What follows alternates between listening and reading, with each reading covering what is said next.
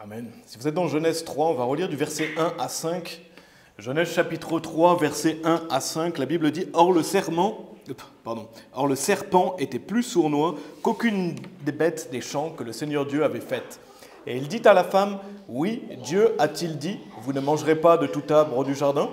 Et la femme dit au serpent, « Nous pouvons manger du fruit des arbres du jardin. Mais du fruit de l'arbre qui est au milieu du jardin, Dieu a dit, vous n'en mangerez pas, ni ne le toucherez, de peur que vous mouriez. » Et le serpent dit à la femme, « Vous ne mourrez sûrement pas, car Dieu sait qu'au jour où vous en mangerez, alors vos yeux seront ouverts et vous serez comme des dieux connaissant le bien et le mal. » Et on va revenir sur Genèse 3, mais le titre du message, c'est « La malfaisance du calvinisme ». La malfaisance du calvinisme. Alors on va rentrer tout de suite dans les parties aujourd'hui. On va rentrer tout de suite dans les parties. La première partie, c'est « Qu'est-ce que le calvinisme ?» Qu'est-ce que c'est que le calvinisme? Je préfère tout de suite introduire ce sujet, parce que si quelqu'un ne connaît pas, ou quelqu'un connaît peu, il y a des gens qui ne connaissent pas forcément ce courant, ou qui ne sont pas forcément au courant, entre guillemets, de ce qui est enseigné. Donc je vais vous lire un texte sur Wikipédia à ce sujet, pour vous montrer qu'est-ce que le calvinisme. Ça permet d'introduire ce message. Je vous lis un texte sur Wikipédia. Le calvinisme, ainsi nommé d'après Jean Calvin, aussi appelé tradition réformée, foi réformée ou théologie réformée, est une doctrine théologique et une approche de la vie chrétienne reposant principalement sur le principe de la souveraineté de Dieu en toutes choses. Bien que développée par plusieurs théologiens, et je vous passe la liste de noms, ce serait trop long. Ensuite, il est dit, elle porte le nom du réformateur français Jean Calvin en raison de son influence dominante ainsi que de son rôle déterminant dans les débats confessionnels et ecclésiastiques du XVIe siècle. Aujourd'hui, ce terme fait référence aux doctrines et pratiques de la plupart des églises réformées, presbytériennes et congrégationalistes. Il existe également des églises baptistes réformées. Plus rarement, il désigne l'enseignement de Calvin lui-même. Les doctrines de la prédestination et de la corruption totale représentent les points les plus notoires du calvinisme. Donc ça, c'est un texte Wikipédia. Pour ajouter à cette description rapide, il y a 5 points majeurs dans le calvinisme. Ils appellent ça tulipe. Il y a le T, le U, le L, le I, le P, bien sûr, c'est en anglais. Mais les 5 points définis sur Wikipédia, je vous les lis. Le premier, c'est la corruption totale ou dépravation totale ou incapacité totale. Donc c'est le fait que les humains sont prisonniers du péché. Deuxième chose, l'élection inconditionnelle ou prédestination. Dieu a choisi d'avance qui sera sauvé. Troisième chose, l'expiation limitée ou rédemption particulière. Jésus n'est pas mort sur la croix pour sauver tout le monde, mais seulement les élus. Quatrième chose, la grâce irrésistible ou grâce efficace. Nul ne peut s'opposer à l'appel de Dieu. Et cinquième chose, la persévérance des saints ou préservation des saints ou sécurité éternelle. Rien ne peut corrompre quelqu'un que Dieu a choisi. Donc ça, c'est les 5 points du calvinisme. Donc il y en a qui croient dans un point, il y en a qui croient dans plusieurs points, il y en a qui croient dans tous les points. Donc il y a plusieurs courants, plusieurs pensées à travers le calvinisme. On pourrait dire en fait qu'il y a des degrés de personnes dans ces doctrines. Et dans les points que je viens de vous citer, dans les 5 points. Alors aujourd'hui, on va étudier 2 des 5 points. On va étudier les 2 premiers points. Et c'est des points vraiment, vous allez voir à travers le message, ça prouve sans aucun doute que la malfaisance du calvinisme. Ça prouve sans aucun doute que le calviniste est malfaisant. Et on verra les 3 autres dans un autre message, parce que sinon le message serait trop long. Et frère Tristan a prêché la semaine dernière sur le salut par la seigneurie de Jésus. C'est un faux salut par les œuvres, il a bien développé ça. C'est un salut qui est prêché par beaucoup de calvinistes, notamment John MacArthur, Paul Washer, c'est des exemples de prédicateurs fameux sur YouTube et de faux prophètes calvinistes. Et tous ceux qui disent calvinistes ne croient pas en ce faux salut. Donc il y en a qui croient dans le faux salut par la seigneurie, il y en a qui n'y croient pas, mais il y en a beaucoup qui y croient. Donc je ne vais pas développer ça aujourd'hui parce que Tristan l'a développé en détail. Aujourd'hui, le titre du message, c'est « La malfaisance du calvinisme ». Et si vous vous demandez pourquoi prêcher sur ce sujet, si vous vous demandez pourquoi c'est si important, parce que malheureusement, le calvinisme, c'est une plaie. C'est une plaie dans la chrétienté et ça se répand, ça se développe. Et malheureusement, ça se répand même dans les églises des fois, dans les églises sauvées. C'est partout sur Internet. Donc c'est une vraie plaie pour la chrétienté. Et vous allez le voir à travers le message que c'est malfaisant. Donc vous allez vraiment le voir à travers ce message. Bien sûr, il y a des églises qui se disent ouvertement réformées. Donc, je vous ai donné un texte sur Wikipédia. Il y en a qui se disent calvinistes, mais il y a certaines églises qui sont parfois plus ancrées que d'autres dans ces doctrines. Il y en a beaucoup aussi qui enseignent le calvinisme en ligne, certains plus subtils que d'autres. Il y a aussi des soi-disant pasteurs qui prêchent ça, mais il y a aussi des youtubeurs ou des gens sur les réseaux sociaux qui vont prêcher le calvinisme, qui vont pousser pour ces doctrines calvinistes. Il y a aussi malheureusement une infiltration de ces doctrines dans certaines églises, parce que si on ne prêche pas contre ça, malheureusement c'est des courants qui peuvent se développer, et c'est des choses que des gens peuvent écouter, répéter, etc. Donc dans des églises évangéliques ou baptistes, qui ne sont pas forcément ouvertement calvinistes, donc il y a beaucoup de gens qui peuvent prôner cette doctrine, et il y a des personnes qui peuvent être confuses, des gens peuvent être confus, mélangés justement à cause de choses qu'ils ont entendues par rapport à tout ça. Donc c'est quelque chose qu'on doit combattre. C'est quelque chose qu'on doit combattre, c'est quelque chose qu'on doit dénoncer, et c'est vraiment des doctrines malfaisantes. Comme je dis, on va le voir ensemble aujourd'hui, ce n'est pas des choses à prendre à la légère, et il y a des faux enseignements répugnants sur ça. Parce que le calvinisme, c'est vraiment des doctrines répugnantes, vraiment malfaisantes. Et donc on ne veut jamais laisser penser ici que c'est biblique. On ne veut jamais laisser penser que ces doctrines sont bibliques, que c'est la vérité, ou que Dieu est comme ça. Amen. Donc mes amis, certains calvinistes sont clairement non sauvés. Et c'est toujours dans une introduction, qu'est-ce que le calvinisme? Mais il y a beaucoup de calvinistes qui ne sont pas sauvés, notamment les faux prophètes, comme je vous ai mentionné, qui enseignent le salut par la Seigneurie de Jésus, mais aussi ceux qui vont enseigner qu'il faut se repentir de ses péchés pour être sauvé, qu'il faut être disciple pour être sauvé, comme je le dis, comme John MacArthur, Paul Washer, et il y en a bien d'autres. Donc il y en a qui sont clairement non sauvés parce qu'ils ont ce faux salut. Ils ont un faux salut. Certains calvinistes croient en ça. D'autres croient, comme j'ai dit, en la repentance des péchés, donc tous ces faux saluts.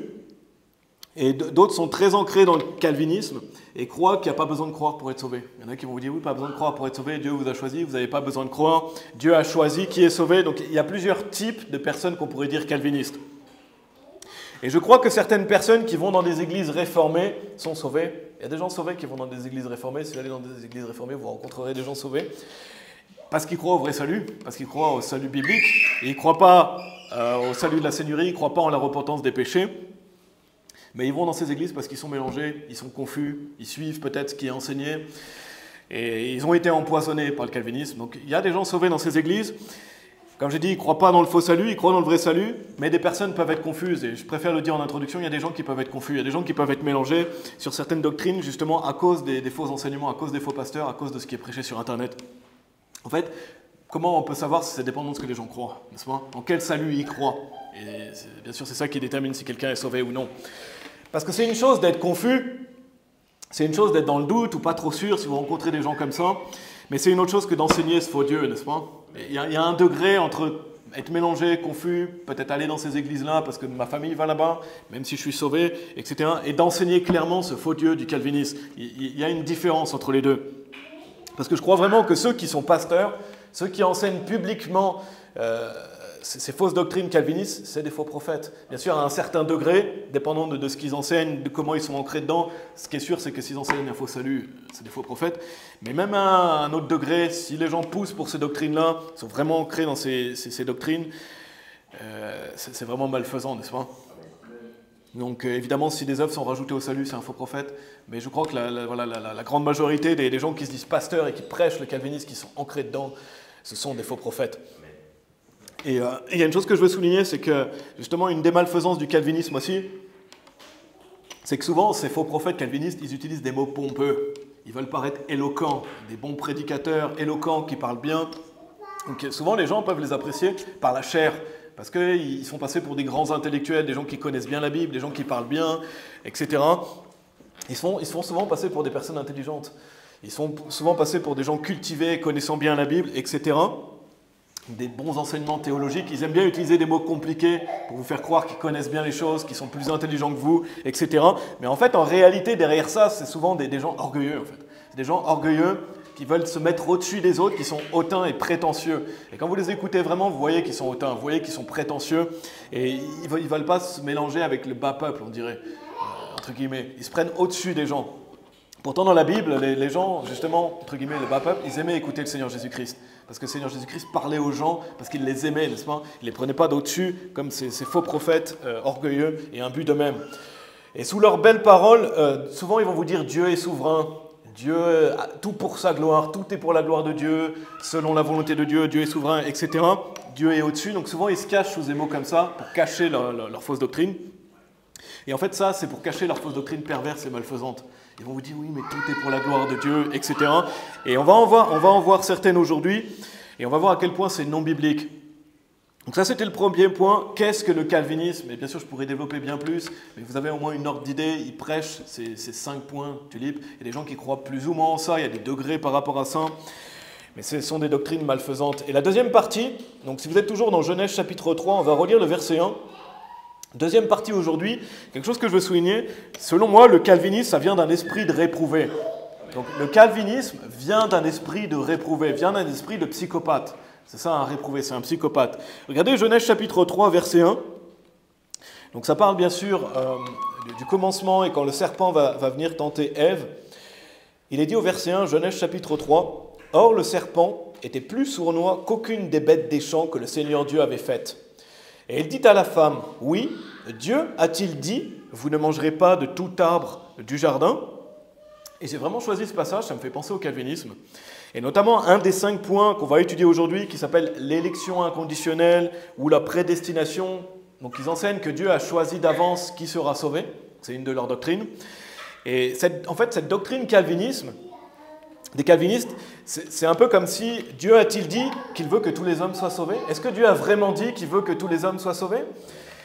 Et là, le diable dit à Ève, Dieu a-t-il dit, vous ne mangerez pas de tout arbre du jardin? Mais ça me fait penser à ce serpent sournois qui dirait, mais est-ce que Dieu a vraiment dit qu'il veut que tous les hommes soient sauvés? Est-ce que Dieu veut vraiment que tout le monde soit sauvé?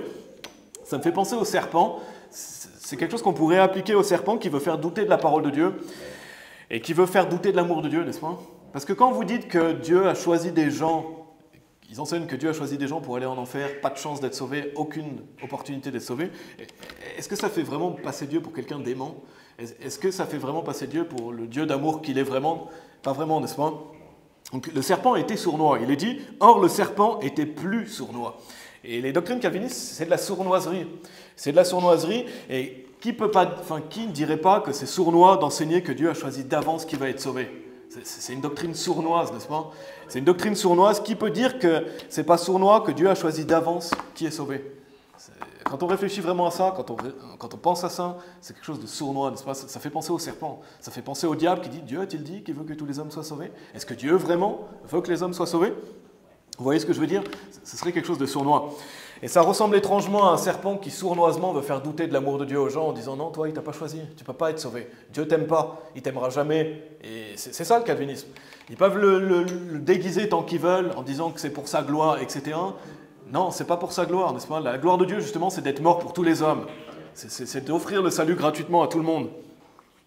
Donc ça fait penser à ce serpent qui sournoisement veut faire croire que Dieu n'aime pas certaines personnes, vouloir faire douter de l'amour de Dieu pour sa création. Parce que est-ce que c'est vraiment un Dieu aimant qui aime sa création s'il a créé des gens pour aller en enfer sans aucune chance d'être sauvés? Je crois pas, n'est-ce pas? Je crois pas, c'est pas vraiment de l'amour. Donc l'amour de Dieu, c'est justement de vouloir sauver tous les hommes. C'est justement que le Seigneur Jésus-Christ a goûté la mort pour chaque homme, pour tout le monde, pour tous les pécheurs. Amen. Et ça, c'est un des points fondamentaux du calvinisme.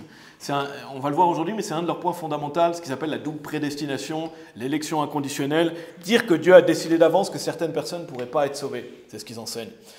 D'ailleurs, on peut clairement voir, rien que dans Genèse, normalement l'histoire est finie, le calvinisme est mis à la porte, c'est jeté à la poubelle, n'est-ce pas? On voit déjà dès le début qu'il y avait un libre arbitre. Dieu a donné un libre choix, il a mis l'arbre de la connaissance du bien et du mal, il a dit, vous ne mangez pas de ce fruit. Mais il a laissé un choix. Il a laissé le choix aux hommes d'en manger ou de ne pas en manger. Parce que Dieu n'a pas créé des robots. Il a créé des êtres humains libres qui ont un choix à faire.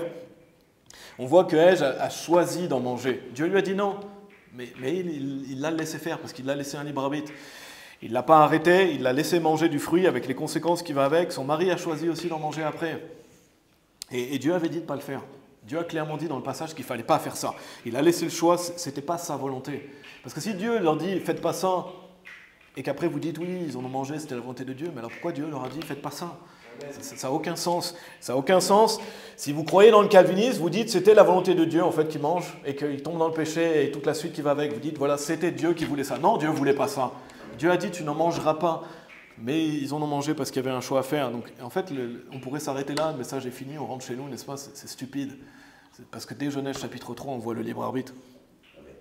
Et d'ailleurs, dans le serpent, le serpent aussi dans le passage, il dit « Et le serpent dit à la femme, vous ne mourrez sûrement pas ».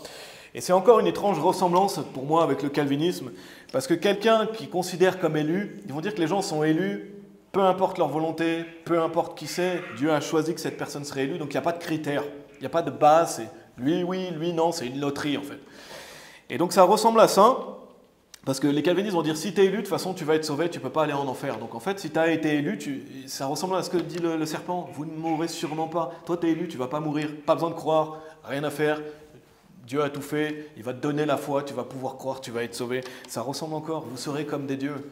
Et derrière ça, si vous creusez derrière le calvinisme, quand Dieu t'a choisi, tu te fais un peu l'égal de Dieu, n'est-ce pas? Même si tu ne te crois pas pour Dieu, mais tu te dis, de toute façon, moi, je vais croire parce que Dieu m'a choisi. Donc Dieu va automatiquement me pardonner mes péchés, je n'ai même pas choisi que je vais te pardonner de mes péchés. Donc en fait, tu te fais quelque part à l'égal de Dieu. Comme le diable ici, bien sûr, à une certaine mesure, mais vous serez comme des dieux parce que Dieu t'a choisi. Donc c'est une doctrine malfaisante, vous ne mourrez sûrement pas parce qu'ils ont décidé de croire en Jésus-Christ, mais parce que Dieu les a élus selon leur doctrine.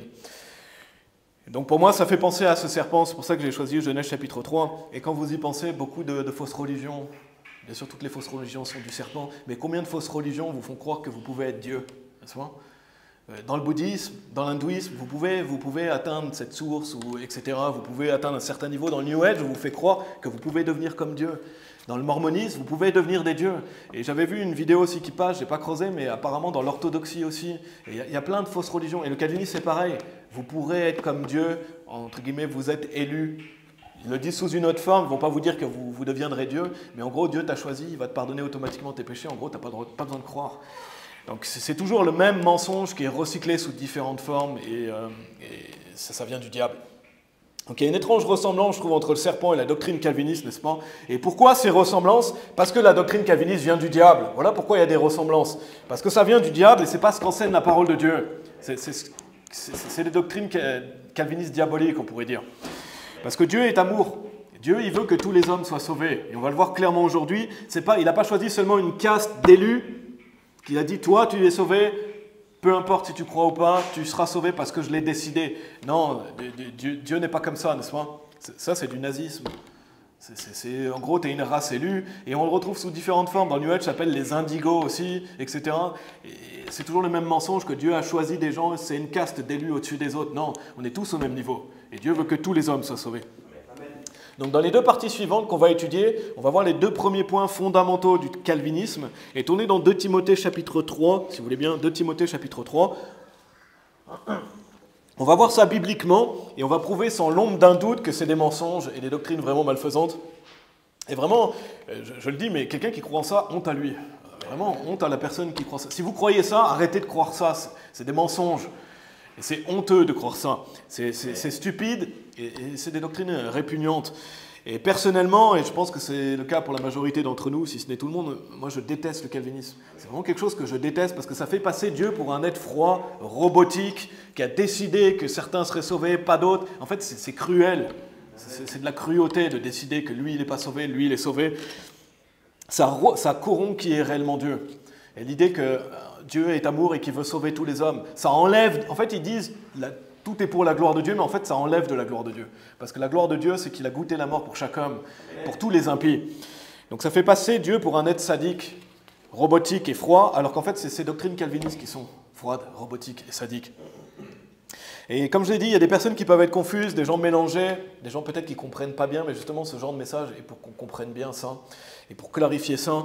Et notamment la prédestination, il y a beaucoup de gens qui ne savent pas vraiment ce que ça veut dire. J'en parlerai dans une deuxième partie, parce que ça, je fais une première partie, mais je ferai une deuxième partie pour développer un peu plus. Mais le point que je voulais faire, donc ça c'est la deuxième partie, le calvinisme vient d'un esprit de réprouvé, c'est que je crois vraiment qu'à l'origine, ceux qui ont créé ce mouvement, ceux qui sont à l'origine des doctrines calvinistes sont des psychopathes. Et ça vient d'eux, toutes ces doctrines viennent d'eux, ça vient d'un cerveau d'un psychopathe. Parce que les faux prophètes à l'origine de ça, ils vont vous dire que l'homme ne peut pas croire par lui-même, ils vont vous dire que l'homme est réprouvé par nature. Et la Bible enseigne les réprouvés, n'est-ce pas? Regardez dans 2 Timothée chapitre 3, versets 7 et 8. Donc eux, ils vont vous dire que tous les hommes sont réprouvés à la base. Et les réprouvés existent, effectivement. Regardez dans 2 Timothée chapitre 3, versets 7 et 8, il est dit « Apprenant toujours et jamais capable de parvenir à la connaissance de la vérité. Or, comme Janès et Jambres résistèrent à Moïse, de même ceux-là aussi résistent à la vérité, hommes aux intelligences corrompues, réprouvés concernant la foi. » Donc ces personnes ne peuvent pas être sauvées. Si vous dites que vous êtes rejetés par rapport à la foi, ça veut dire que vous ne pouvez plus croire. Donc ça, c'est un des passages les plus clairs qui montrent qu'il existe effectivement des réprouvés. Il y a un exemple, Janès et Jambres, c'était des faux prophètes. à l'époque de Moïse, et c'est un exemple de faux prophètes justement qui sont des réprouvés.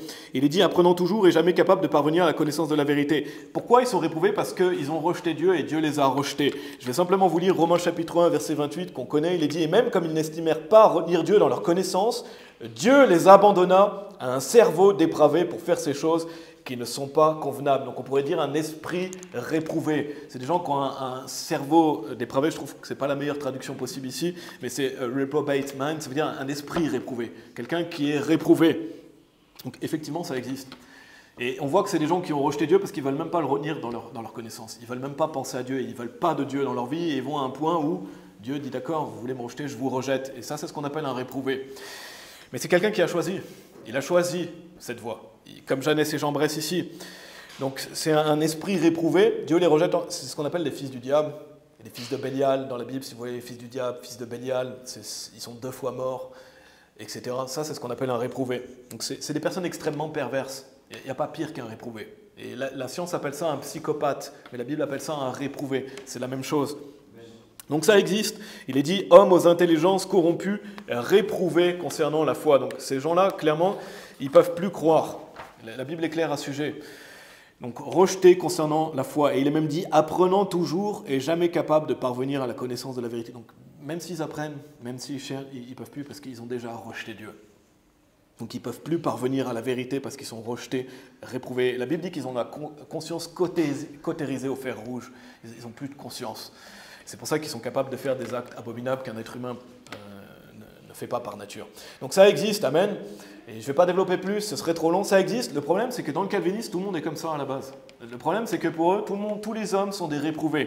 Tous les hommes, tous les êtres humains sont réprouvés à la base. Ils l'appellent la corruption totale ou dépravation totale. On va le voir après. Pour eux, tous les êtres humains sont des réprouvés, comme si tout le monde avait cet esprit-là.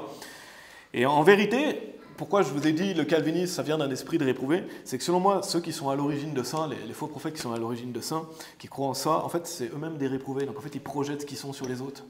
Eux-mêmes, ils sont rejetés concernant la foi, donc ils vont vous dire tout le monde est comme ça. En fait, ils croient que tout le monde est comme eux. Et bien sûr, voilà, ils se persuadent eux-mêmes, et notre pasteur a prêché souvent sur ça dans Matthieu chapitre 7, il y a des gens qui se persuadent eux-mêmes d'être sauvés, etc. Mais c'est des réprouvés, c'est des faux prophètes. Et c'est des personnes extrêmement perverses. Donc en fait, ils vont projeter ce qu'ils sont eux-mêmes. Et c'est pour ça que je vous ai dit, ça vient d'un esprit de réprouvé. Ça vient d'un esprit de réprouvé parce qu'ils vont vous dire tout le monde est réprouvé. En fait, c'est eux qui le sont. C'est eux qui le sont. Et je parle des cerveaux pensants derrière ce courant, comme Jean Calvin et d'autres qui étaient derrière tous ces courants calvinistes, qui l'ont inventé. Mais ceux qui prêchent ouvertement aussi, et notamment les faux saluts, du salut de la Seigneurie, la repentance des péchés, etc., c'est la même chose. C'est aussi eux-mêmes des réprouvés. Et à un certain degré, à une certaine mesure, ceux qui prêchent vraiment profondément le calvinisme et qui croient dans ces doctrines et qui le prêchent ouvertement, il y a un sérieux problème, n'est-ce pas? C'est des faux prophètes, il y a un sérieux problème pour enseigner ça. Je ne vous parle pas d'une personne lambda ou confuse, encore une fois. Je ne vous parle pas d'une personne qui va dans une église réformée, qui peut-être est mélangée par rapport à ça, qui croit ce qu'on lui dit comme un mouton, qui va dans une église réformée. Non, je parle de quelqu'un qui l'enseigne ouvertement et à un certain degré, notamment avec le faux salut. Parce que j'ai vraiment une question à poser, qu'on peut se poser, qu'on peut poser à tout le monde. Si quelqu'un vous présente clairement cette doctrine, si on vous dit, voilà, Dieu a choisi qu'il va être sauvé, Dieu a choisi que lui va en enfer, notamment donc le point que Dieu a choisi, qui voudrait croire à un Dieu comme ça? Est-ce que vous avez envie de croire à un Dieu comme ça, n'est-ce pas? Qui a envie de croire que Dieu a choisi d'avance que lui va aller en enfer? Il faut avoir un sérieux problème pour croire ça. Choisir volontairement d'y croire. Il faut vraiment avoir un sérieux problème pour croire profondément en ça. Parce que si on croit que Dieu est amour, comment on peut croire que Dieu a choisi des gens pour le salut sans aucun critère, selon sa volonté? Parce que là, oui, on peut se dire, ouais, il a choisi pour que lui soit sauvé, mais il y a une contrepartie. Il a choisi que d'autres ne soient pas sauvés. Il a choisi que d'autres aillent en enfer sans aucune chance d'être sauvés. Vous voyez ce que je veux dire? Comment on peut croire en ça? C'est quelque chose que je n'arrive pas à comprendre. Soit il faut être idiot et stupide. Quelqu'un qui croit ça, soit il est idiot, stupide, soit c'est un pervers cruel. Il faut avoir une certaine dose de cruauté pour croire une chose pareille. Soit être idiot, stupide, soit être un pervers cruel. Et c'est pour ça que ceux qui l'enseignent à un certain degré, il faut vraiment être un cruel faux prophète pour enseigner une chose pareille. Et c'est pas étonnant que ces faux prophètes croient que tous les humains sont des réprouvés, comme j'ai dit, parce qu'en fait, ils le sont eux-mêmes et ils projettent. Et souvent, vous voyez, ce qu'on appelle un pervers narcissique, souvent, il projette sur les autres ce qu'il est lui-même. Il y a des gens qui font ça, ils vont projeter sur les gens ce qu'ils sont eux-mêmes. Et souvent, les gens extrêmement pervers, notamment ces faux prophètes, ils vont projeter ça sur les autres en disant « tout le monde est réprouvé, mais c'est eux qui sont réprouvés ». C'est pour ça que j'ai dit, le calvinisme vient d'un esprit de réprouver.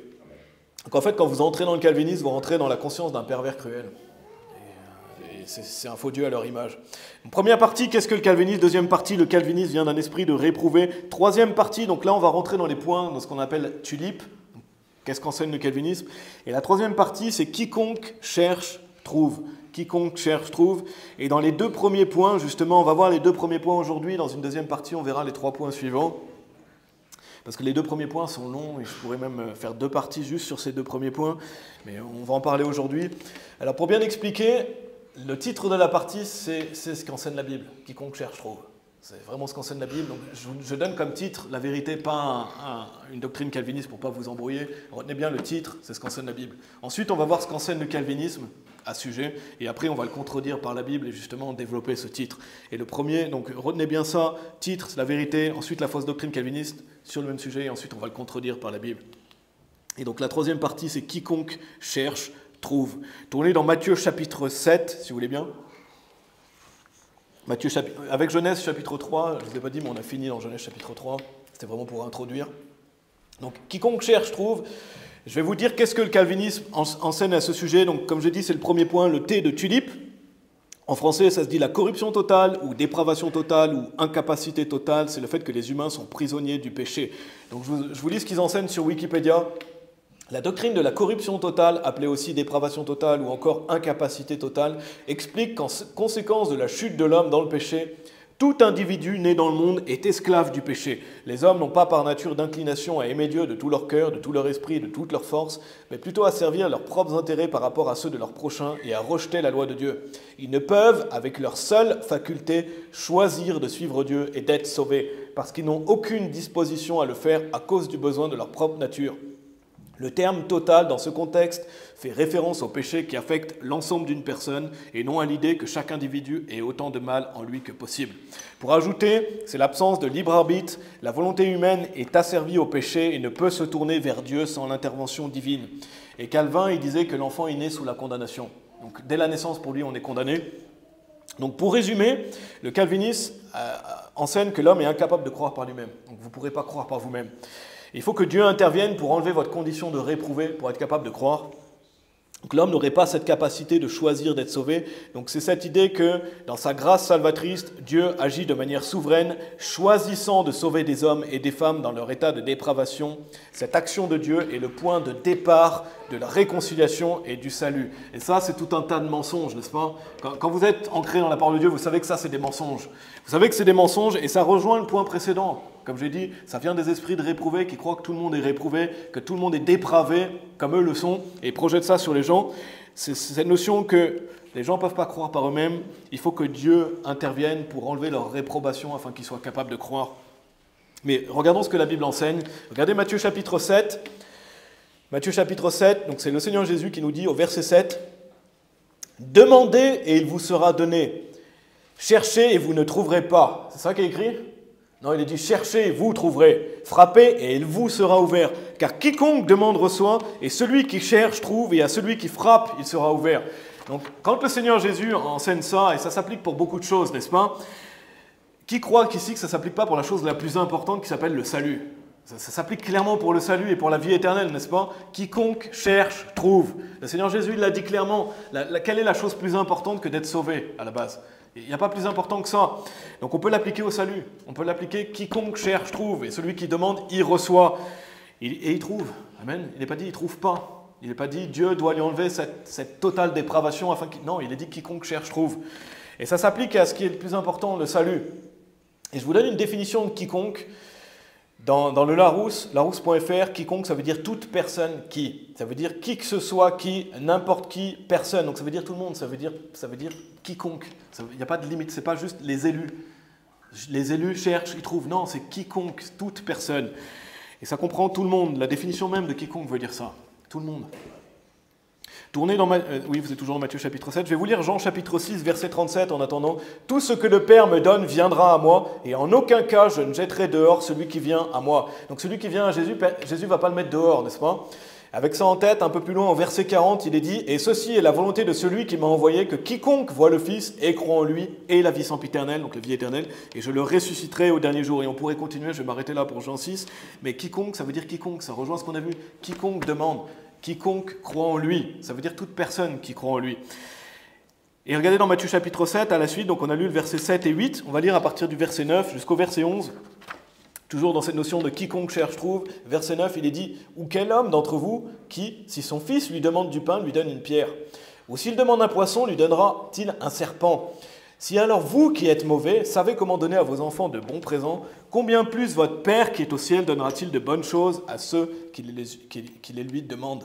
Donc Dieu donne à celui qui lui demande, n'est-ce pas? On voit clairement dans ce passage, c'est clairement biblique, et il est dit « Si alors vous qui êtes mauvais », si nous qui sommes mauvais, on sait donner des bonnes choses à nos enfants, n'est-ce pas? Et on veut donner des bonnes choses à nos enfants. Si nous qui sommes mauvais, on sait donner des bonnes choses à nos enfants, combien plus Dieu il est capable de donner la vie éternelle à celui qui lui demande, n'est-ce pas? Si Dieu il sait donner des bonnes choses, alors que nous, on est mauvais, on peut donner des bonnes choses, il empêcherait les gens de recevoir la vie éternelle? Ça ne fait aucun sens, n'est-ce pas? Si alors vous qui êtes mauvais, savez comment donner à vos enfants de bons présents, combien plus votre Père qui est au ciel, combien plus notre Père qui est au ciel peut donner la vie éternelle à celui qui lui demande, n'est-ce pas?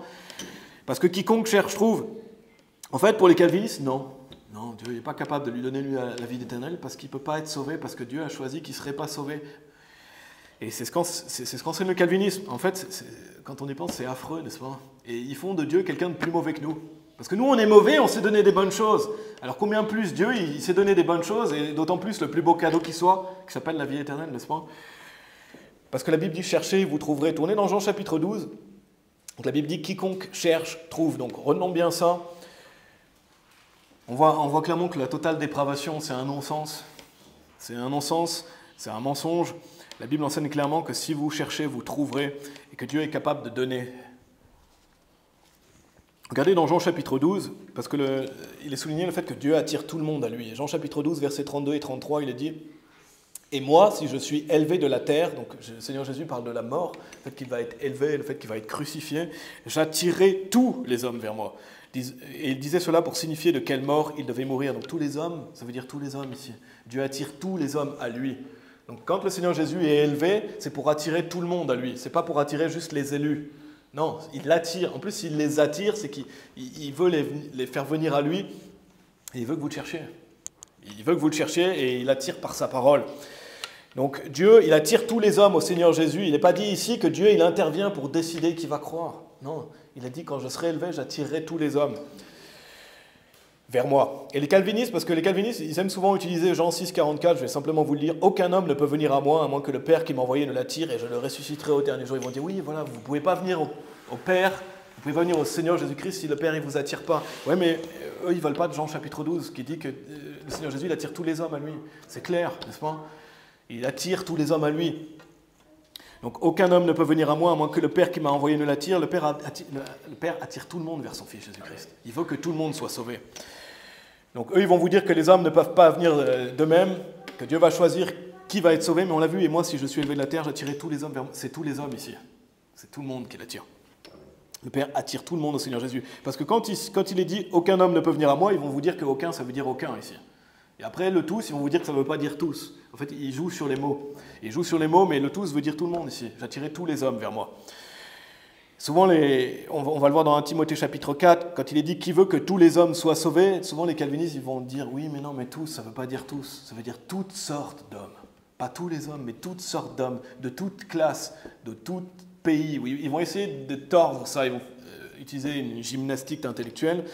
Ils vont vous dire ici « tous », ça veut dire tous, mais là-bas « tous », ça ne veut pas dire tous. Donc en fait, c'est quand ils ont envie.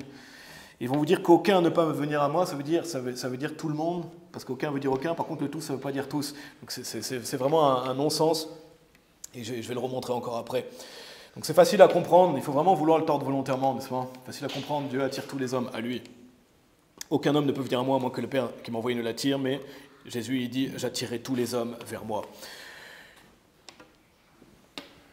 Donc c'est vraiment on voit vraiment que c'est déjà malfaisant le calvinisme. Et ça ne sera jamais accepté ici, n'est-ce pas? Le pasteur n'acceptera jamais des doctrines comme ça ne sera jamais accepté ici parce que c'est de la perversion. C'est de la perversion et c'est non biblique. Retournez dans Jean chapitre 4, enfin retournez dans Jean et allez au chapitre 4 si vous voulez, peut-être vous êtes dans Jean chapitre 12 déjà. La Bible, elle dit aussi, et que celui qui a soif vienne, et quiconque le veut, qu'il prenne de l'eau de vie gratuitement. Pour les calvinistes, ah non, je plaisante, tu ne peux pas venir.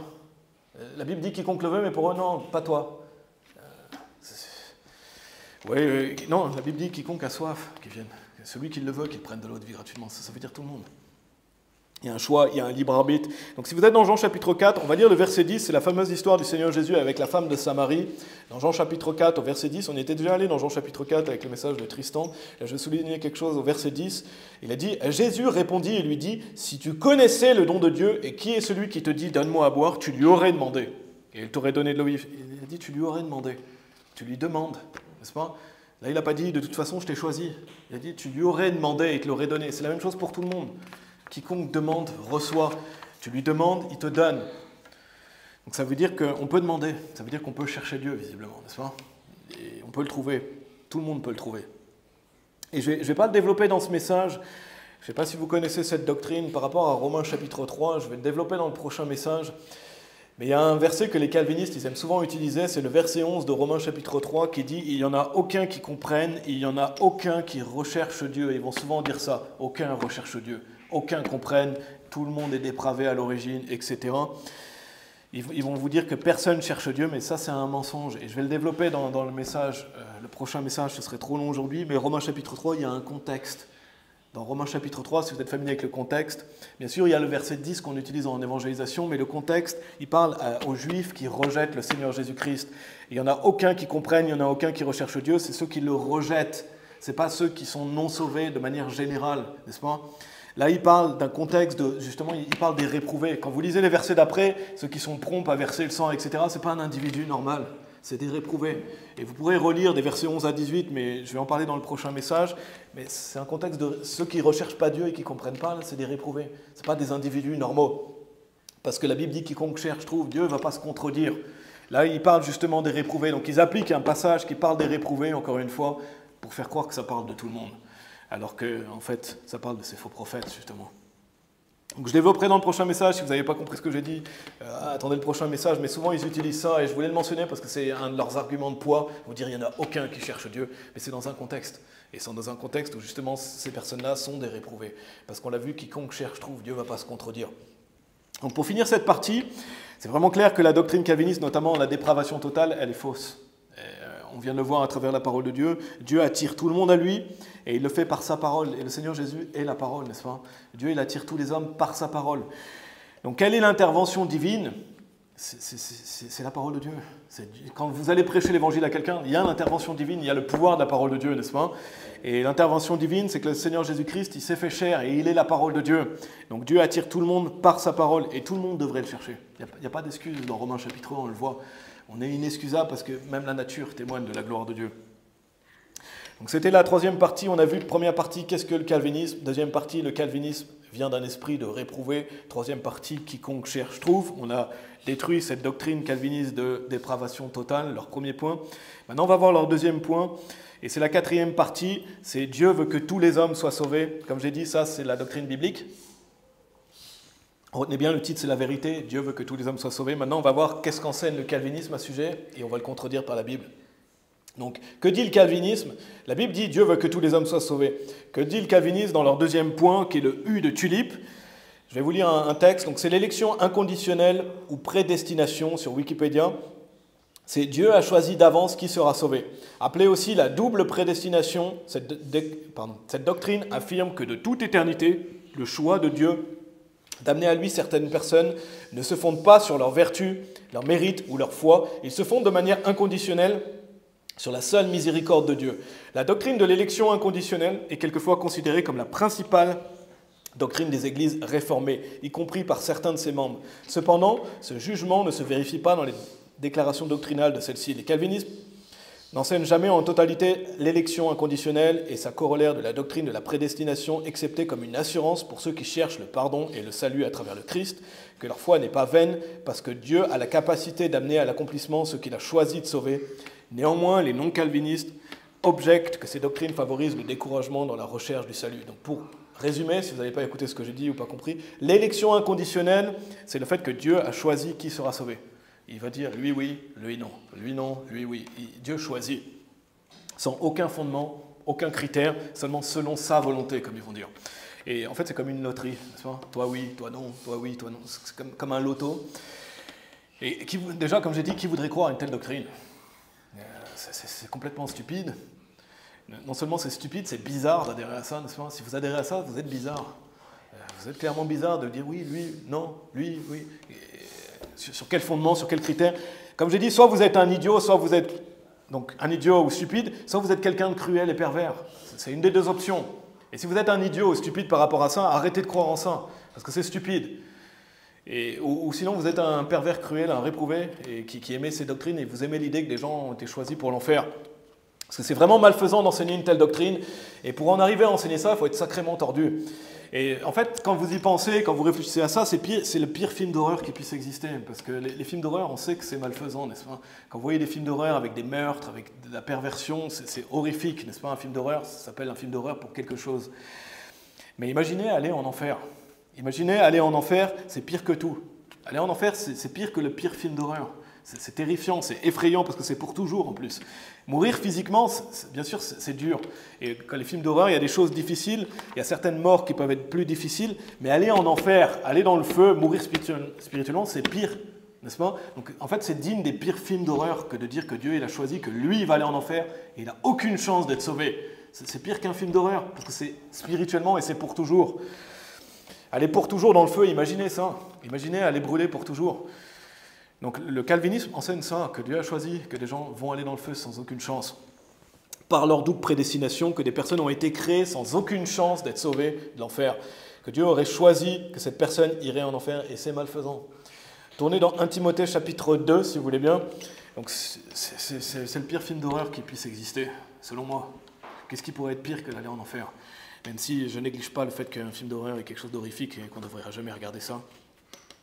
Mais c'est horrifiant. Mais non, la Bible dit que Dieu veut que tous les hommes soient sauvés, n'est-ce pas? Et c'est la 4e partie, Dieu veut que tous les hommes soient sauvés. Donc pour trancher cette fausse doctrine de double prédestination, élection inconditionnelle, Dieu a choisi d'avance qui sera sauvé. Regardez 1 Timothée chapitre 2, versets 3 et 4. Il est dit « Car cela est bon et acceptable à la vue de Dieu notre Sauveur ». Donc qu'est-ce qui est bon et acceptable? C'est quoi? C'est qu'il veut que tous les hommes soient sauvés. Qu'est-ce qui est bon pour Dieu? C'est qu'il veut que tous les hommes soient sauvés. Pas une caste d'élus qu'il a choisi, n'est-ce pas? Et viennent à la connaissance il veut que tout le monde vienne à la connaissance de la vérité. Il veut que tous les hommes soient sauvés. Donc, encore une fois, on pourrait se dire, ok, partie finie, on range, on arrête, on rentre chez nous, n'est-ce pas? C'est clair, Dieu veut que tous les hommes soient sauvés. Comment on peut dire que Dieu a choisi d'avance, n'est-ce pas? Mais ils font de la gymnastique perverse, ils vont vous dire que tous ne veut pas dire tous. Donc tournez dans 2 Pierre chapitre 3, si vous voulez bien. 2 Pierre chapitre 3, donc on va prendre le temps justement de trancher cette fausse doctrine, parce qu'ils vont vous dire, mais non, tous, ça ne veut pas dire tous. Ok, 2 Pierre chapitre 3, verset 9. Le Seigneur ne se relâche pas concernant sa promesse, comme quelques hommes estiment qu'il y a relâchement, mais il use de longanimité envers nous, ne voulant pas qu'aucun périsse, mais que tous parviennent à la repentance. Ok? Aucun périsse, tous parviennent, c'est assez clair, n'est-ce pas, que la volonté de Dieu, c'est que tout le monde soit sauvé, amen. Vraiment clair dans ces passages. Mais les calvinistes, comme j'ai dit, vont trouver des excuses, ils vont vous dire non, aucun, ça ne veut pas dire aucun. Tous, ça ne veut pas dire tous. Mais alors jouons à leur jeu stupide et allez dans 1 Timothée chapitre 4. Jouons simplement pour les gens qui peut-être sont dans le doute, ou nous-mêmes pour savoir comment répondre aux gens qui croient en ça, on va jouer à leur jeu, tous ne veut pas dire tous, aucun ne veut pas dire aucun, ok? Regardez 1 Timothée chapitre 4, verset 10. 1 Timothée chapitre 4, verset 10. Par conséquent, nous nous adonnons et supportons les outrages, parce que nous avons confiance dans le Dieu vivant, qui est le sauveur de tous les hommes, spécialement de ceux qui croient. Sauveur de tous les hommes, encore une fois, il pourrait vous dire tous, ne veut pas dire tous, n'est-ce pas? Ok, mais il y a une suite, spécialement de ceux qui croient. Donc même en jouant au jeu calviniste, même en jouant en disant, voilà, aucun ne veut pas dire aucun, tous ne veut pas dire tous, alors pourquoi il est spécialement le sauveur de ceux qui croient? Pourquoi Dieu a rajouté, mais il est spécialement le sauveur de ceux qui croient? Là, je ne comprends pas, je croyais que tous, ça veut dire seulement ceux qui sont élus, n'est-ce pas? Selon leurs principes, eux, ils lisent qui est le sauveur de tous les hommes, le sauveur de tous les élus, ok? Mais ça ne s'arrête pas là, il est dit spécialement de ceux qui croient. Vous me suivez? Donc comment ça fonctionne, leur fausse doctrine? Comment ça fonctionne si Dieu a choisi qui va être sauvé? Pourquoi Dieu a dit dans sa parole, après spécialement de ceux qui croient, s'il est tous d'avance, c'est ceux qui croient? Pourquoi il a rajouté spécialement de ceux qui croient? Parce que si tous d'avance, c'est tous les élus et c'est ceux qui vont croire, pourquoi avoir besoin de rajouter ça? Pourquoi? Parce que ça ne fonctionne pas, parce que c'est un mensonge. parce qu'il est le sauveur de tous les hommes, spécialement de ceux qui croient, parce qu'il est aussi le sauveur de ceux qui ne croient pas, n'est-ce pas? Quand on vous dit que vous êtes spécialement le sauveur de ceux qui croient, ça veut dire qu'avant, il est sauveur de tous les hommes, et tous, ça veut dire tous. Et un calviniste, il ne peut pas contredire ça, même avec sa gymnastique de dire tous ne veut pas dire tous. Oui, mais alors pourquoi il est spécialement de tous ceux qui croient? Si avant c'était les élus, pourquoi il dit ça? C'est un non-sens. Et je peux vous donner un exemple, il y a tellement d'exemples qu'on peut utiliser dans la vie courante, mais si vous êtes un coach d'équipe, imaginez vous êtes un coach de foot, vous avez une équipe de foot, vous dites c'est tous mes joueurs, ok? Eux c'est tous mes joueurs. Vous regardez les gens sur le terrain, vous dites spécialement de ceux qui jouent. Je suis le coach spécialement de ceux qui jouent, mais vous êtes aussi le coach de ceux qui sont sur le banc, n'est-ce pas? Parce que vous êtes le coach de tous les joueurs. Donc si vous dites je suis spécialement le coach de ceux qui jouent, vous êtes aussi le coach de ceux qui ne jouent pas, n'est-ce pas? Et c'est la même chose pour Jésus-Christ. Il est le sauveur de tous les hommes, mais par contre si vous ne croyez pas, ça ne peut pas vous bénéficier, c'est ça que ça veut dire. Mais il est aussi le sauveur des autres, et parce qu'il a goûté la mort pour chaque homme. Donc même s'ils veulent utiliser 1 Timothée chapitre 2 en disant oui mais tous, ça veut dire toutes sortes d'hommes, ben, vous allez 2 chapitres plus loin, pourquoi il est le sauveur spécialement de ceux qui croient? Ils ne pourront pas répondre à ça. C'est impossible parce que sinon ça veut dire que c'est un non-sens. La parole de Dieu se contredit, c'est un non-sens. Et donc pourquoi ça ne fonctionne pas? Parce que c'est des mensonges, comme je l'ai dit, ça vient d'un cerveau d'un pervers psychopathe réprouvé qui est cruel et qui a dit, voilà, moi je ne veux pas que ces gens-là soient sauvés, donc je vais enseigner ça. Je vais enseigner ça, ça vient d'un réprouvé sadique et cruel qui a inventé cette doctrine de Dieu a choisi qui va être sauvé.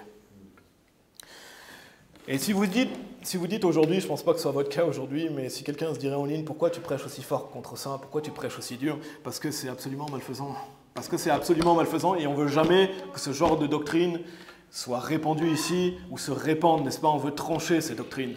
C'est ça combattre, comme Tristan a dit, intensément pour la foi. On combat pour la vérité et c'est une des doctrines les plus belles de la Bible, que Dieu veut que tous les hommes soient sauvés. Et on doit la défendre.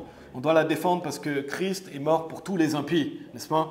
Et quand on va aller au ciel, on pourra rendre gloire au Seigneur Jésus-Christ. Ceux qui vont aller en enfer, n'est-ce pas? C'est parce qu'ils l'ont rejeté. C'est pas parce qu'ils n'ont pas eu de chance d'être sauvés. D'ailleurs, quand vous y pensez au jugement du grand trône blanc, les gens non sauvés, ils pourraient venir devant Dieu et dire « Mais tu ne m'as pas choisi, tu n'es pas juste. » N'est-ce pas? Et c'est vrai, quelque part, c'est pas juste parce qu'ils n'ont pas été choisis. Mais ils ne pourront pas dire ça, parce que Dieu était leur sauveur, mais ils l'ont rejeté. Donc quand vous y pensez, la doctrine calviniste, ça donne une excuse pour dire que Dieu est injuste. Donc c'est une attaque à la justice de Dieu, encore une fois, c'est une attaque de qui est Dieu. C'est pour ça qu'on doit défendre ça et c'est pour ça qu'on prêche fort contre ces doctrines. Qui veut d'un Dieu qui a choisi d'avance que certaines personnes vont aller en enfer sans aucun choix possible?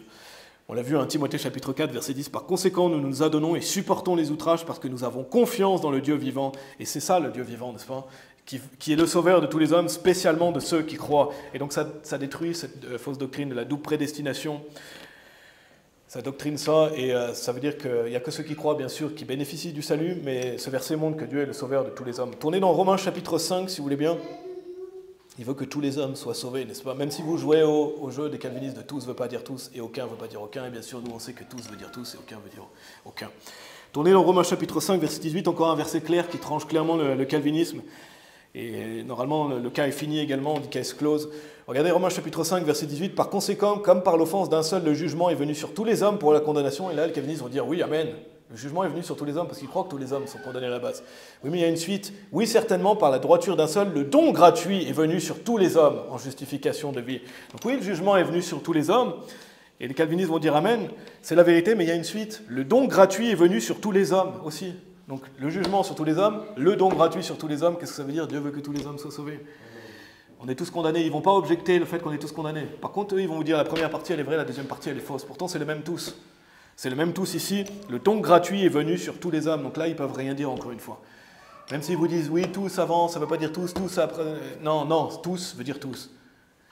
Donc la condamnation, oui, est venue sur tous les hommes, mais aussi le salut est accessible à tous. Ça veut dire que Dieu veut que tous les hommes soient sauvés. Tournez dans Romains chapitre 25, j'avance toujours dans cette dernière partie. Tournez dans Matthieu chapitre 25, il y a un autre sujet important que je veux souligner aussi, c'est que l'enfer, il n'a pas été créé pour les hommes.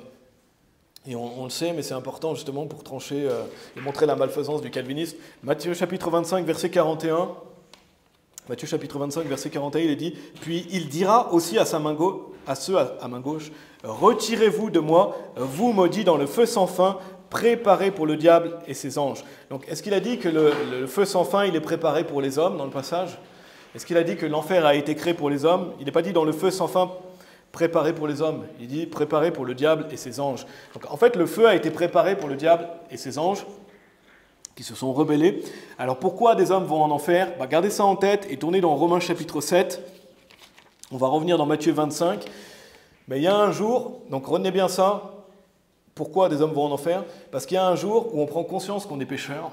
Il y a un jour où à l'enfance, sûrement dépendant des enfants, mais l'enfant prend conscience qu'il est pécheur. Regardez dans Romains chapitre 7 au verset 8. Romains chapitre 7, verset 8. Et c'est une doctrine importante. On ne croit pas qu'un bébé, quand il naît, il va aller en enfer, n'est-ce pas? On croit qu'un bébé, il est innocent, il n'a pas conscience du bien et du mal. Regardez Romains chapitre 7, verset 8 à 11, il est dit « Mais le péché, prenant occasion par le commandement, effectua en moi toutes sortes de concupiscences, difficile à dire, car sans la loi, le péché était mort, car j'étais vivant sans la loi autrefois. Mais lorsque le commandement vint, le péché reprit vie et je mourus. Et le commandement qui était ordonné pour la vie, je l'ai trouvé être à la mort. Car le péché, prenant occasion par le commandement, me trompa et par lui me tua. » Donc quand Paul dit « car j'étais vivant sans la loi autrefois », de quoi il parle? Pourquoi il dit « j'étais vivant sans la loi autrefois » En fait, ça parle du fait que quand vous êtes un bébé, quand vous êtes un jeune bambin, vous n'avez pas conscience de la loi, vous n'avez pas la conscience du bien et du mal, n'est-ce pas? Donc il est vivant, un bébé. Le bébé, il n'a pas besoin de croire pour aller au paradis. S'il meurt, et on espère que ça n'arrive jamais qu'un bébé meure, malheureusement ça arrive, il n'a pas conscience qu'il est pécheur, ça veut dire qu'il va au ciel, n'est-ce pas? Son esprit, il est vivant. Car j'étais vivant sans la loi autrefois. Comment Paul pourrait dire qu'il était vivant sans la loi autrefois si un bébé n'avait pas conscience, si un bébé n'était pas allé automatiquement au paradis, n'est-ce pas? Quand est-ce qu'il était vivant sinon? Ça n'a aucun sens, n'est-ce pas?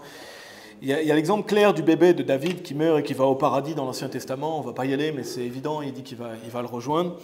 Mais ce passage de Romains 7 aussi prouve clairement qu'un bébé qui meurt, il va directement au paradis, et la raison le prouve, n'est-ce pas?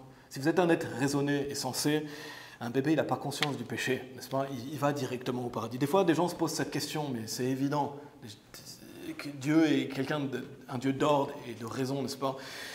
Et la Bible est claire, j'étais vivant sans la loi autrefois. Donc un bébé n'a pas conscience du péché. Et ça, c'est une des raisons justement qui montre la malfaisance du calvinisme, c'est parce que pour eux, il y a cette élection inconditionnelle, il y a cette prédestination. Dieu a choisi qui est sauvé. Donc pour eux, un bébé peut aller en enfer. Un bébé peut aller en enfer parce que Dieu n'a pas choisi qu'il était sauvé. Et c'est une horreur, n'est-ce pas? Qui croit ici que Dieu a créé des bébés? Ils ne peuvent même pas croire parce qu'ils n'ont même pas l'âge et ils vont aller en enfer parce que Dieu ne les a pas choisis. Qui croit ici que le Dieu d'amour, le Dieu de l'univers, a créé des êtres, des bébés innocents, pour les envoyer en enfer. Et un bébé qui meurt dans le ventre de sa mère aussi. Qui croit qu'un bébé qui meurt dans le ventre de sa mère, il va aller en enfer. Parce que Dieu ne l'a pas choisi. Et c'est malfaisant, n'est-ce pas? C'est une abomination. C'est pour ça qu'il y a cette doctrine. Vraiment, le calviniste est malfaisant. Et on le voit rien qu'avec ça. Demandez-leur. Enfin, on n'a pas envie de leur demander, mais où est-ce que va un bébé qui meurt, qui n'a pas été choisi par Dieu? Ils vont dire, oui, c'est selon sa volonté, Dieu sait mieux que nous, Dieu sait mieux que nous, et non, ils vont essayer de vous le déguiser, mais en réalité, ils croient que Dieu peut envoyer un bébé en enfer. Et ils le croient, et ils vont essayer de vous dire, mais non, mais c'est tout pour sa gloire, c'est selon sa volonté, etc. Ils ne vont pas vous l'avouer, mais c'est ce qu'ils croient. Et c'est ce qu'enseigne clairement le calvinisme. Derrière tout leur déguisement de tout pour sa gloire, Dieu est souverain, Dieu est parfait, etc. C'est ce qu'ils croient. Non, un bébé va au paradis. Regardez Romains chapitre 7, on va relire des versets 9 à 11. Il est dit « Car j'étais vivant sans la loi autrefois. Mais lorsque le commandement vint, le péché reprit vie et je mourus. Et le commandement qui était ordonné pour la vie, je l'ai trouvé être à la mort. Car le péché, prenant occasion par le commandement, me trompa et par lui me tua. » Donc ici, il parle de mourir spirituellement quand on prend conscience qu'on est pécheur. Donc, il y a un âge où l'enfant il prend conscience qu'il est pécheur. Le péché tue spirituellement et donc l'enfant à partir d'un certain âge, a besoin ici de croire en le Seigneur Jésus-Christ pour être sauvé. Et c'est là où, justement, qu'il est mort spirituellement. Il ne parle pas de mourir physiquement ici. Il parle de mourir spirituellement quand, à l'âge où l'enfant il prend conscience qu'il est pécheur. Ce qui montre clairement que déjà Dieu n'a pas choisi qu'il va être sauvé et qu'un bébé va directement au paradis et que le calvinisme enseigne des non-sens. Donc pour en revenir à Matthieu chapitre 25, je vous ai dit de garder ça en tête au verset 41, quand il est dit « Puis il dira aussi à ceux à main gauche, retirez-vous de moi, vous maudits, dans le feu sans fin, préparé pour le diable et ses anges. » Des personnes vont en enfer parce qu'on est tous pécheurs, et si quelqu'un meurt dans ses péchés, il va en enfer. C'est pour ça que des gens vont en enfer, n'est-ce pas? Mais est-ce que c'était la volonté de Dieu? Est-ce que Dieu voulait que quelqu'un aille en enfer? Non, n'est-ce pas? Et donc la première chose, c'est non, parce que l'enfer n'a pas été créé pour l'homme. L'enfer n'a pas été créé pour l'homme, parce que si vous prenez encore une fois le calvinisme pris à la lettre, eux ils enseignent que l'enfer a été créé pour l'homme, parce que Dieu a choisi que ces hommes-là ne peuvent pas être sauvés. Donc l'enfer a été créé pour eux, n'est-ce pas? Non, l'enfer a été créé pour le diable et ses anges, pas pour les hommes. Mais les gens vont en enfer parce qu'ils ont décidé de ne pas y croire. Et deuxième chose, la volonté de Dieu, c'est que c'est pas que l'homme aille en enfer, c'est que tous les hommes soient sauvés, comme j'ai dit. Donc l'enfer n'a pas été créé pour l'homme, il a été créé pour le diable et ses anges, mais les gens vont en enfer parce qu'ils ont choisi de ne pas croire. Donc on voit la différence de la volonté de Dieu versus la volonté du calvinisme, n'est-ce pas? Qui veut que tous les hommes soient sauvés, eux ils ne veulent pas que certaines personnes soient sauvées. Ils veulent que ce soit les élus, comme ça ils se donnent une espèce de statut au-dessus des autres, ils se croient meilleurs que les autres. D'ailleurs, encore des questions qu'on peut poser aux gens qui se disent calvinistes. Est-ce que leur famille, elle est élue? J'espère que leur famille est élue, n'est-ce pas? Si vous êtes un père de famille, que vous êtes marié, vous avez, je ne sais pas, 2, 3, 4 enfants, j'espère que votre femme, elle est élue. J'espère que vos enfants, ils sont élus, n'est-ce pas? Et si Dieu ne les avait pas choisis? Parce que si un de vos enfants n'est pas élu, qu'est-ce que vous allez faire, n'est-ce pas? Vous allez leur enseigner la Bible, de toute façon, ils ne pourront jamais être sauvés. Vous allez leur prêcher le salut quand ils ont 6, 7, 8 ans, mais ça ne sert à rien parce que Dieu n'a pas choisi votre enfant. Donc c'est des questions à leur poser, parce qu'eux, ils vont vous dire que leur famille, elle est élue, hein, bien sûr. Ma femme, elle est élue, mes enfants aussi, Dieu les a... Toute notre famille est élue. Par contre, la famille du voisin, elle n'est pas élue. Oh non, eux, ils n'ont pas été choisis. Moi, j'ai été choisi. Et c'est ça qu'ils croient. C'est ça qu'ils croient. Ils vont bien souvent vous dire que leur famille, elle est élue, pas celle du voisin. Ni celle de... Ah oui, celle de là-bas, oui, mais pas celle-ci. Donc, et comment tu sais que tu es vraiment élu? Comment tu sais que tu es vraiment élu? Et si tu étais un faux élu, n'est-ce pas? Et si tu te croyais élu, en fait, que tu n'es pas élu. Et quand tu creuses, c'est ça le calvinisme. En fait, le calvinisme, ta foi, elle repose sur quoi? Que tu es un élu? Comment tu sais que tu es vraiment sauvé? Est-ce que tu sais vraiment que Dieu t'a élu? Peut-être que non, finalement tu ne vas pas garder les œuvres et pas persévérer, et finalement tu n'étais pas un élu, parce que c'est ce qu'ils enseignent également. Et on le verra dans le 5e point, c'est le 5e point de la tulipe. C'est la persévérance des saints. Ils vont vous dire que quelqu'un qui ne garde pas les œuvres jusqu'à la fin, c'est qu'en fait, c'était pas un élu. Donc comment tu sais que tu es élu? En fait, ta foi, elle repose sur toi-même au final. Elle ne repose pas sur le Seigneur Jésus-Christ. Et d'ailleurs, tu n'as même pas pu croire parce que... Enfin, je veux dire, comment tu sais que tu as vraiment cru? Parce que tu n'as pas choisi de croire, n'est-ce pas? Donc on voit que c'est un mensonge, c'est malfaisant. La Bible, elle est claire. Dieu, il veut que tous les hommes soient sauvés. Et je ne vais pas développer qu'est-ce que c'est que la prédestination dans la Bible. Je vais en parler dans le prochain message. Encore une fois, je vous ai dit que ce serait trop long, mais je vais parler de la prédestination. Quelle est la vraie prédestination? Mais la vraie prédestination, c'est le fait que Dieu a choisi que quand vous êtes en Christ, vous êtes un élu. Que ceux qui croient en Jésus-Christ sont des élus. Mais parce que vous êtes dans l'élu, pas parce que vous avez été élu d'avance. Parce que vous êtes dans l'élu. Et vous avez beaucoup de choses qui vont arriver parce que vous avez cru en Jésus-Christ. Vous êtes prédestinés à la gloire, n'est-ce pas? Vous êtes prédestinés à beaucoup de bonnes choses, mais parce que vous avez cru, parce que vous avez décidé de croire. On a vu première partie, qu'est-ce que le calvinisme? Deuxième partie, le calvinisme vient d'un esprit de réprouvé. Troisième partie, quiconque cherche trouve. Quatrième partie, Dieu veut que tous les hommes soient sauvés. Donc on va arrêter là aujourd'hui. Et c'est clair que le calvinisme, c'est vraiment malfaisant et ces doctrines sont honteuses et répugnantes, n'est-ce pas? Si quelqu'un croit en ça, j'espère qu'aujourd'hui il va se dire non, j'ai compris, je vais arrêter de croire en ça. Parce que sous leurs airs de « à lui la gloire, tout pour sa gloire », Dieu est souverain, etc. En fait, en réalité, il y a des doctrines extrêmement perverses et malfaisantes. Et ça lui enlève justement de sa gloire. Et on va vous dire tout pour sa gloire, mais non, ça lui enlève de sa gloire. Parce que si vous creusez plus loin dans le calvinisme, vous allez arriver au... Parce que plus vous creusez, plus vous êtes au courant de ça. Comme je dis, il y a des gens qui sont confus, etc. En fait, quand vous creusez, après, ils vont vous dire que Dieu est à l'origine du mal, que c'était la volonté de Dieu si vous commettez des péchés, etc. Enfin, ils peuvent aller loin et vous dire, oui, mais c'était la volonté de Dieu, etc. Donc on verra les 3 points suivants dans un prochain message. On a vu les 2 premiers points, donc c'était la malfaisance du calvinisme. Et Dieu soit loué, Dieu n'est pas comme ça.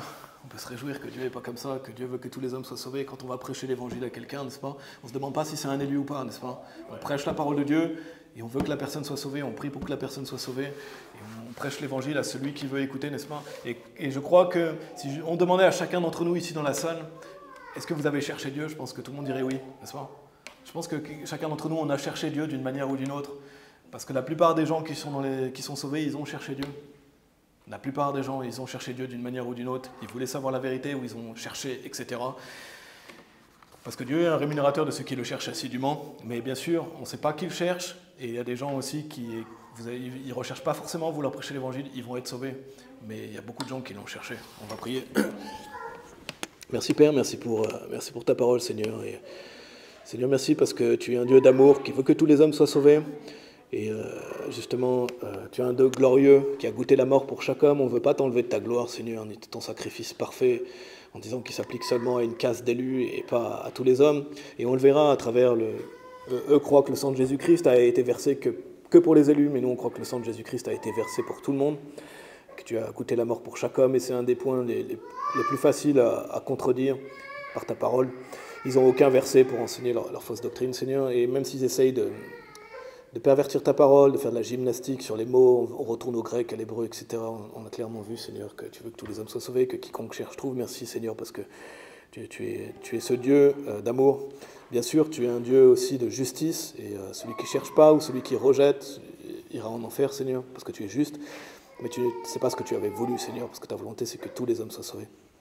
Et on prie pour le mettre en pratique, Seigneur, parce que le calvinisme, au final, aussi, est une attaque évidente du soul winning, et qui entraîne les gens dans la paresse et la lascivité de croire que de toute façon, si on est élu, on va forcément être sauvé. Non, on ne croit pas ça, Seigneur.